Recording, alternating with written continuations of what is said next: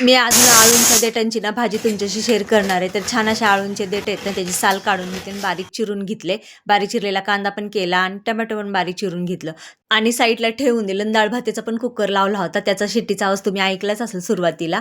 मग नंतर ना असं भाकरीचं पीठ मळून घेतलं. 2च भाकरी मला करायच्या होत्या आणि छान अशा मी भाकरी करून घेतलेल्या आहेत, तुम्ही बघू शकताय. आणि आहोनी मला सांगितलं होतं एका भाजीच्या 2 भाज्या झाल्याच पाहिजेत. आणि भाकरी झाल्यानंतर ना त्या काल आळूवड्या केल्या होत्या ना, थोडं ठेवल्या होत्या. त्याची पण छान अशी शालो फ्राय करून घेतली आणि त्याच तव्यामध्ये ना आळूच्या देठाची ना भाजी करून घेणार आहे. तर तेल गरम झाल्यानंतर ना लसूण टाकला आणि बारीक चिरलेला कांदा टाकला. त्याला छान असं हलवून घेतलं. नंतर टोमॅटो पण टाकलं. नंतर घरातले बेसिक जे काही मसाले असतील ना ते सर्व टाकले. धना पावडर, हळद, चवीनुसार मीठ आणि लाल तिखट टाकलं. ते टाकल्यानंतर ते आळूंचे देठ आहेत ना ते वरण टाकले. त्याला पण हलवून घेतलं आणि वरण शेंगदाण्याचा कूट टाकला आणि थोडंसं पाणी शिंतडलं आणि प्लेट झाकून ठेवली. मस्त अशी वाफेवर शिजवून घेतली आणि वरण थोडीशी कोथिंबीर टाकली. छान असं हलवून घेतलं. देठ आहेत ना टाकून देण्यापेक्षा ना त्याची भाजी करून खाल्ली ना एकच